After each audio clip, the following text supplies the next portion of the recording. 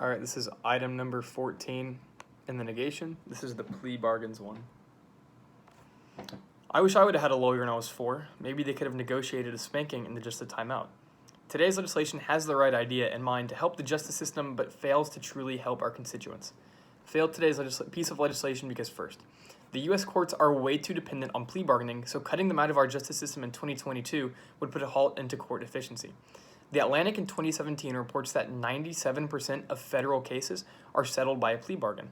That would mean that roughly 350,000 more cases would have to go through the long and enduring court process. Lawyer Seth Greenwald said in an AP News article in 2019 that if a case is taken to trial, every police officer involved in the investigation that led the charges may be asked to testify during the proceeding. Law enforcement officers from other agencies may be called upon as well. Not only is it easier for the defendant, but it lightens the judge and lawyer's workload as well. Judges and prosecutors are overburdened, and by accepting a plea bargain, they more quickly and efficiently move the defendant's case through the criminal justice system.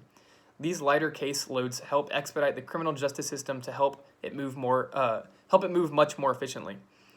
It already takes months at a time to get a federal court hearing, but by passing today's legislation, it would take years, meaning most defendants would endure a travel ban for an even more extended period of time. Passing today's legislation would only put a strain upon an already low efficiency judicial process. But second, passing today's legislation means more immigrants have to go back to their home country and helps keep serious offenses off of people's records. Paul Bergman, a UCLA law professor, said that non-citizens who plead guilty may be deported after they have finished serving their misdemeanor or felony sentences. Defense lawyers must inform non-citizens that deportation is a potential consequence of a guilty plea. For non-citizens charged with crimes, therefore, pleading guilty to an offense that reduces the likelihood of deportation is another potential benefit of plea bargaining. Pleading guilty or no contest in exchange for a reduction in the number of charges or the seriousness of the offense looks a lot better on the defendant's record than the convictions that might result following the trial. This can be particularly important if the defendant is convicted in the future.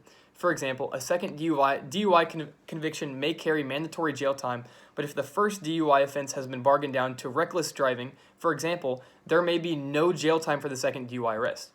Even for people who have been rearrested, getting a charge reduced from a felony to a misdemeanor or from a felony that constitutes a strike under 3 strikes law to 1, cannot be a critical benefit. Some professional license must be forfeited upon conviction of a felony. Passing today's legislation would lead to the immigrants being thrown back in their home countries with little to no resources, and instead we give them the opportunity to be rehabilitated in the status quo. Pass today's legislation to give some of these immigrants a chance and to not put a halt into our justice system. Thank you.